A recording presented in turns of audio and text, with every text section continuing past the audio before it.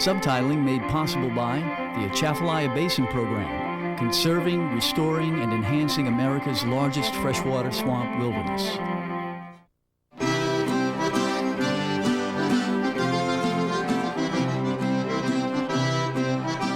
Créole, un mot qui veut dire beaucoup de choses pour beaucoup de gens. Pour le professeur Herbert Wiltz, c'est une manière de vivre.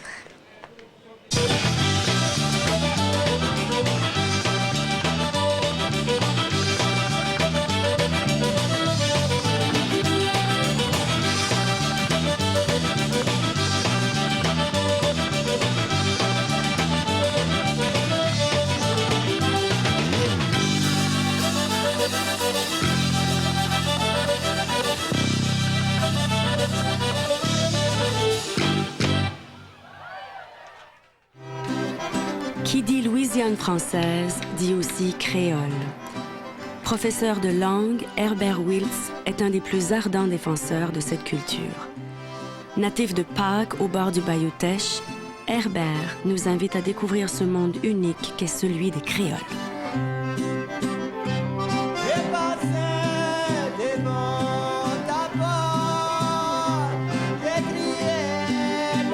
Pour ceux qui désirent goûter à la saveur créole de Lafayette, c'est à l'auberge créole que ça se passe.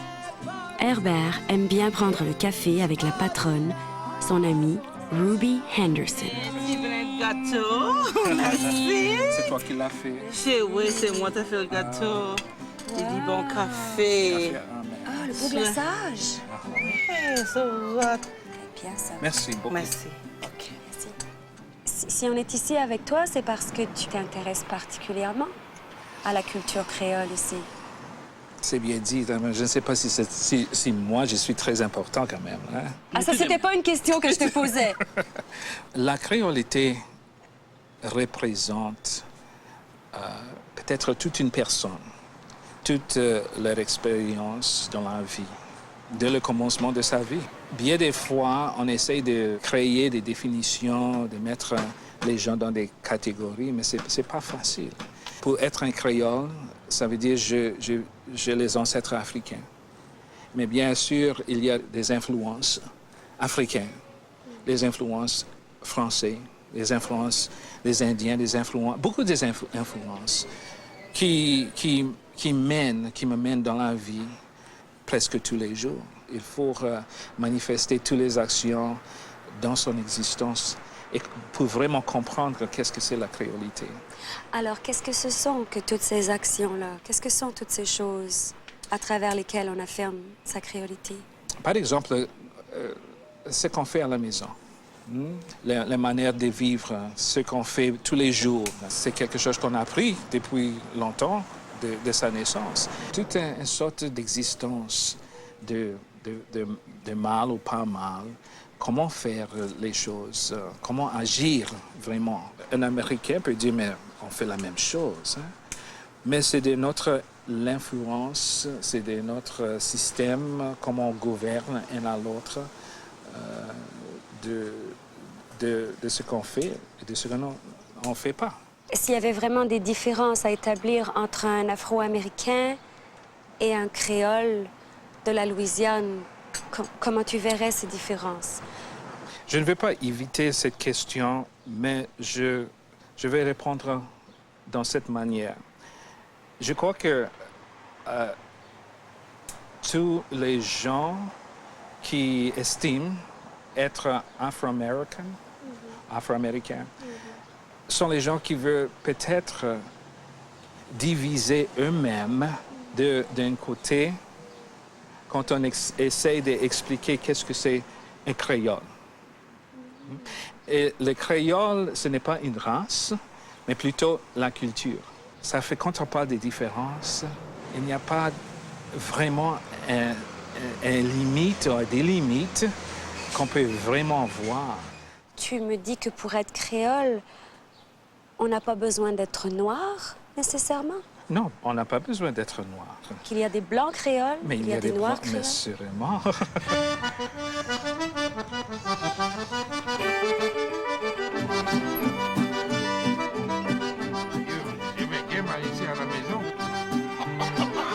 Issu Issu de souches françaises, espagnoles, africaines et amérindiennes, on ne peut être plus créole que Daryl Domingue.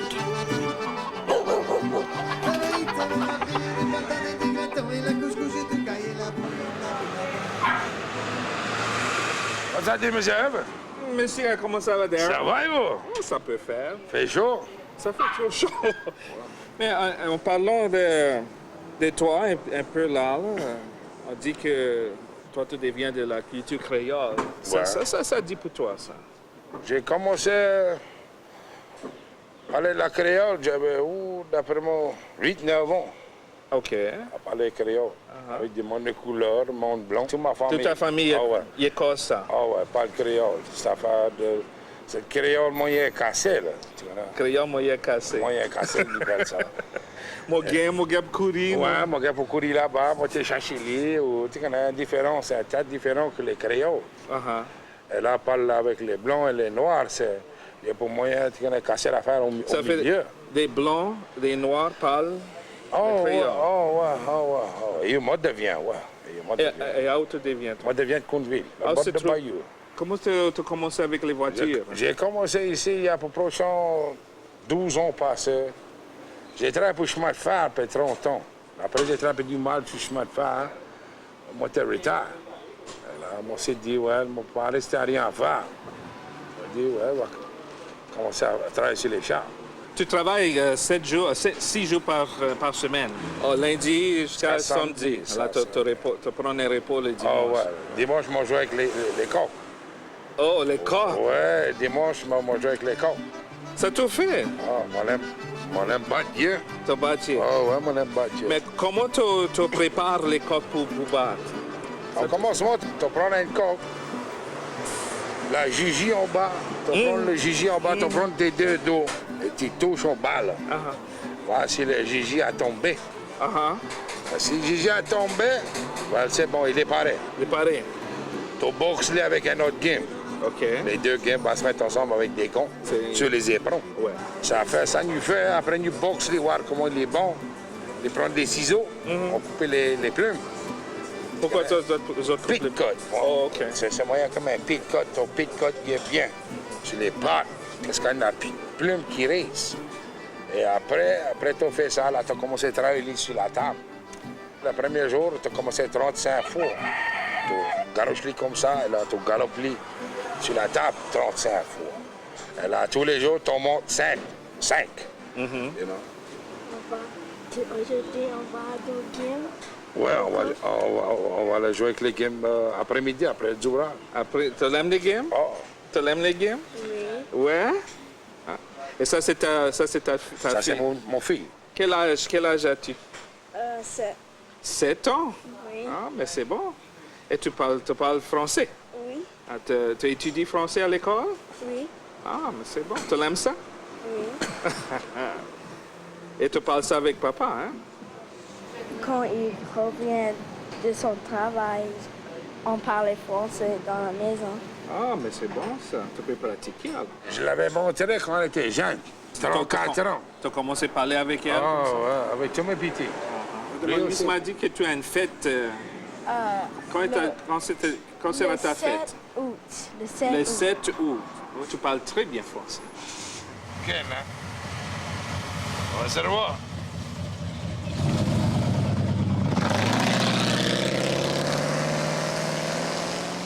Bonjour, monsieur et madame. Ici, c'est Adam Soigné, votre encourageur. Je parle au sujet, l'amour de Dieu. Qu'est-ce que c'est? La tradition spirituelle est bien ancrée dans la communauté créole.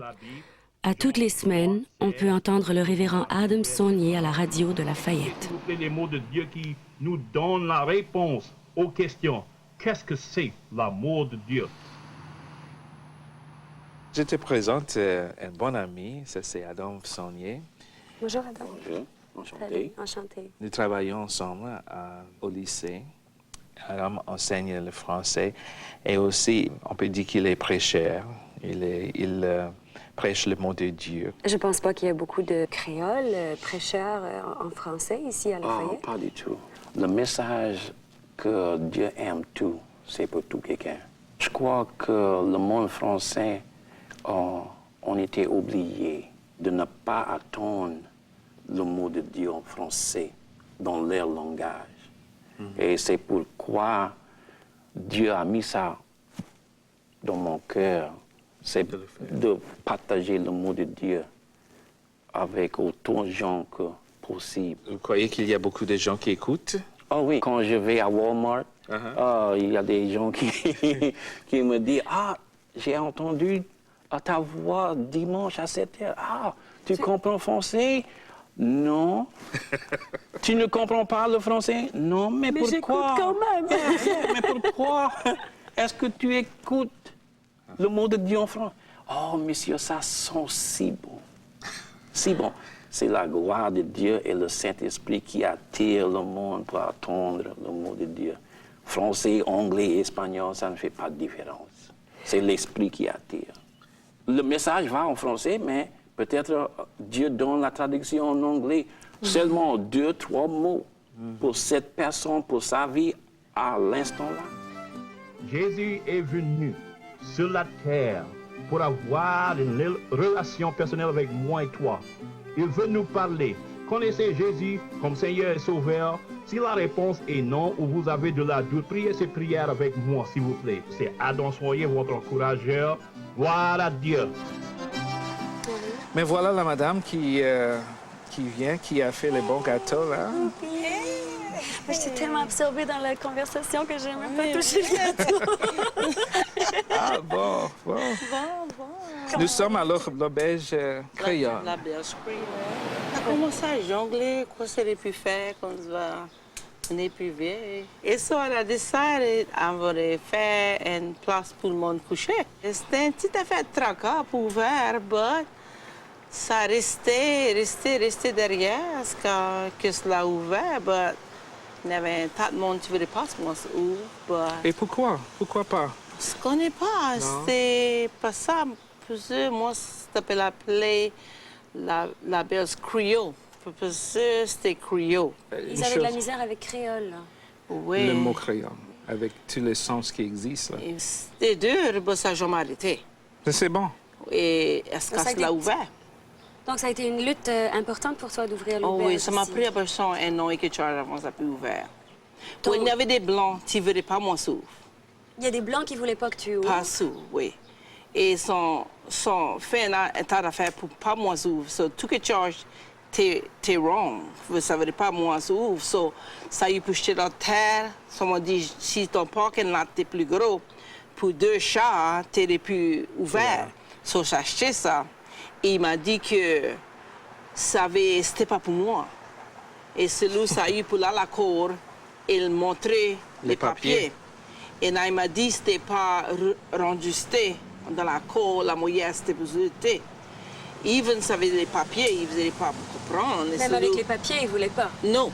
Ça y est pour les 3 fois. On a essayé les papiers. On a essayé de décourager. Oui, c'était un tas de décourager. Mais tu t'es pas découragé, toi? Non, c'était pas. Ça m'a fait faire ça t'a stimulé qu'ils te disent non. Tu as dit, attendez, je vais vous montrer. Oui, quand ça me dit l'esprit pas, ça poussait plus pour moi ouvert. C'est ça, c'était. Ça t'a, au contraire, ça t'a mis en colère. Je crois que le mot créole, et on parle des définitions, mais vraiment, à une telle période dans la vie, on avait beaucoup de sens de ce mot. Un tas, oui. Vraiment, peut-être plus de 30 définitions qui existaient. À ce moment-là, les gens prennent peut-être le point de vue négatif de ces mots. Pourquoi pas l'autre côté? Mais toujours encore, c'est mettre devant tout la race. Par exemple, de noir, la peau indique si vous êtes créole ou si vous êtes noir. Noir. Hein? Oui. Si la peau est plus jaune, c'est créole. C'est de la meilleure classe. Oui. Ça s'approche au blanc. Si ta peau est plus blanche, ça te donne plus de chance pour ouvrir quelque chose. Mais si tu étais noir, c'était quelque chose d'autre. Tu parles de racisme, là? C'est ça. Moi, ça est venu d'une famille de 10 enfants. Et mon papa a toujours dit à nous autres, si tu veux quelque chose, tu as pour continuer. On a travaillé un tas pour les Blancs. Et il a dit un tas de fois, il dit, souhaitait, c'était pas pour travailler comme ça pour les Blancs. But, il dit, t'as pour travailler, pour faire une vie, pour n'être une place pour rester. C'était bien difficile pour moi. Mais à ce moment-là, Oh, mais c'est assez content que ça continue. Comme mon papa m'a dit de faire, continuer. Ouais. Non, ça, tout ça, ouais, you know. Ça, c'est le résultat. Oui.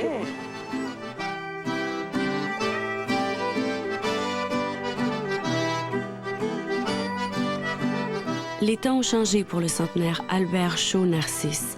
Sa femme et lui ont été témoins de plusieurs drames depuis le temps des plantations jusqu'à l'arrivée des droits civils. Bon, tandis qu'il y avait une situation qui arrivait très longtemps passé avec toi et ton papa. Quand mon papa était gros gambleur, là, ma maman était morte. Même jour, il louait moi pour 60 piastres. Pour 7, 8 mois. Donc, Clos et tout. Là, moi, j'ai gagné 10 ans qu'on louait moi. La veille, là, tout ça, c'est là, mon temps a fait fini. Alors, ils m'ont fait 15 piastres pour 12 mois. À moi, les jeunes beaux. 15 piastres pour 12 mois, pour 1 an. Ouais. Tu veux dire back?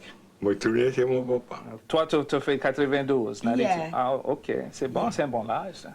Mais c'est plus qu'un bon âge. Et puis, mon travail dur dans mon âge. Pour les créoles noirs, le Vieux Sud, ce n'est pas toujours la romance comme dans les films. C'est surtout une histoire de persévérance, comme chez Mme Margaret Guidry.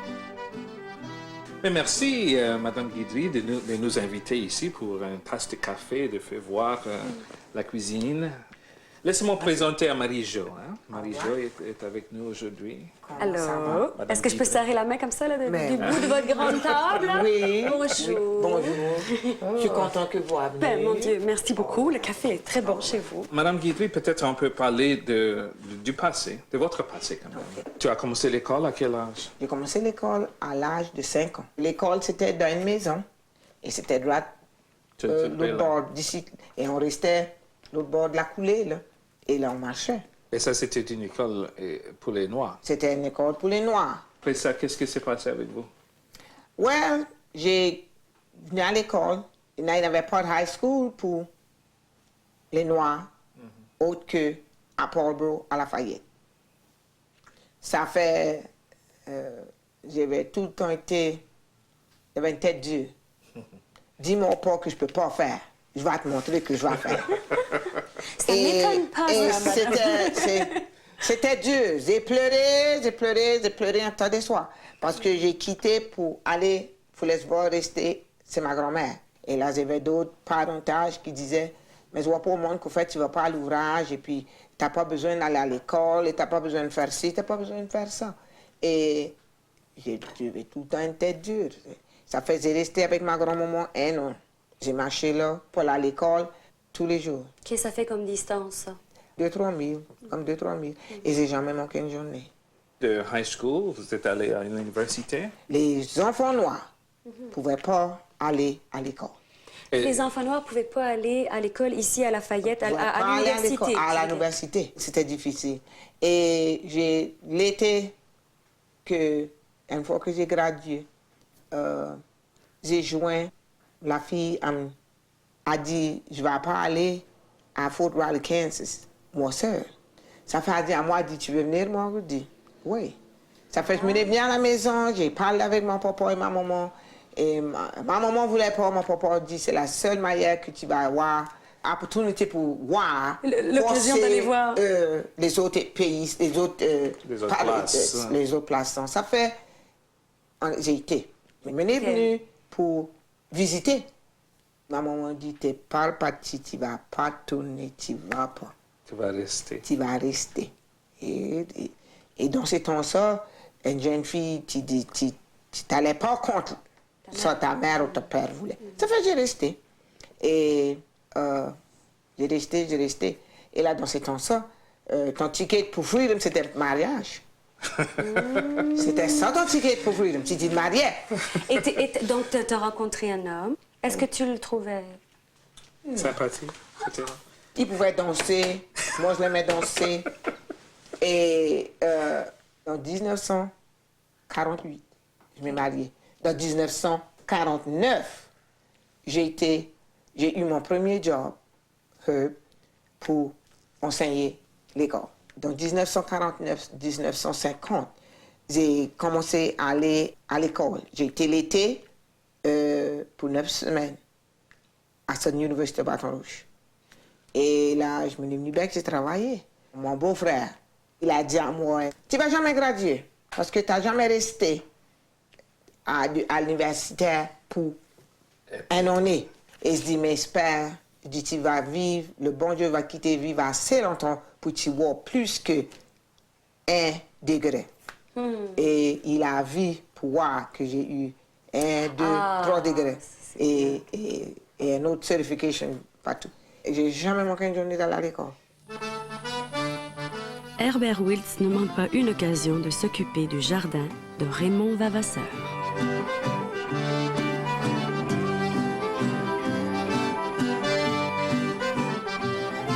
Marie-Jo, je voudrais vous présenter M. Vavasseur, Raymond Vavasseur. Bonjour, Monsieur Vavasseur. Raymond Vavasseur, Marie-Jo. Bonjour, monsieur. Enfin, comme il pèle un petit jardin, mais il y en a gens qui disent que c'est un clos. Mais je peux le montrer. OK, allons voir le clos, là, ou le jardin. C'est bien. Il y en a des graines en dedans. Oh, ça, c'est un beau gumbo. Ah, il y a des graines, celui-là. Oui, il y en a les graines, tu vois. Ça vient de la Louisiane, ça? Non, ce n'est pas de la Louisiane du tout, c'est de l'Afrique. Ça vient de l'Afrique? Supposons les esclaves ont mis dans les chemises ou dans les pantalons, comme ça, et amené de l'Afrique? De l'Afrique en Amérique. Comment est-ce qu'on fait la cuisine avec le gombo? On étouffe ça ou... Oh. Il peut faire beaucoup. Il peut étouffer, il peut frire, il peut faire gombo. Toutes sortes de choses avec. Non. On utilise la plante pour quelque chose? Quand la fleur sort, au bout de la fleur, il y aura un petit gombo. Mais ici, je plante maïs, les cannes, et puis j'ai les patates là-bas, et puis des giromons de l'autre côté. Mais les cannes me fait sirop avec. Et comment tu fais ça, là? Parce que nous, on ne sait pas tous comment tu fais. Oui, OK. Tu prends des cannes à sucre, et puis là, écraser pour ôter le jus en dedans. Et là, après, tu prends le jus de la canne à sucre. Et là, tu mets dans une grosse chaudière et tu cuis. Si tu gagnes 5 gallons de jus, tu vas sortir avec 2 gallons et demi de sirop. Comment longtemps tu cuis ça?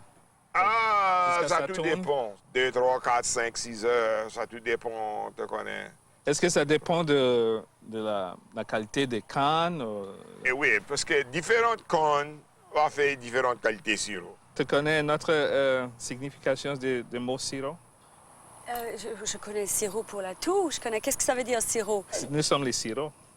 Les sirops? C'est vrai!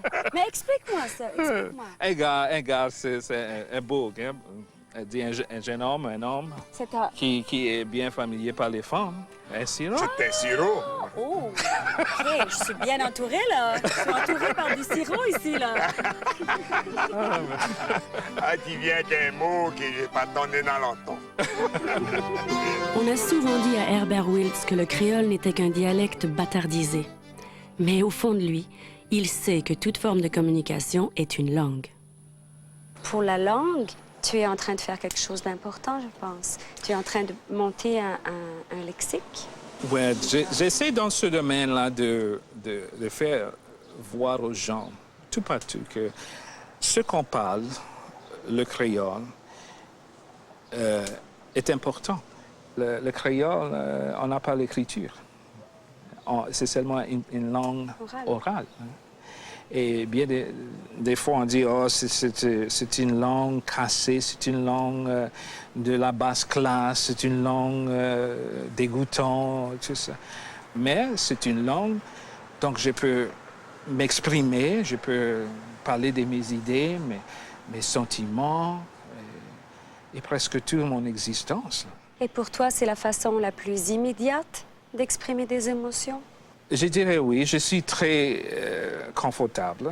Je vivais avec ma grand-mère et mes tantes, mes oncles. on tout parlait créole, ce n'est pas rien de difficile ou des mystères. Hein. J'ai commencé à établir les petites leçons très faciles, les expressions vraiment dit. Comment ça va?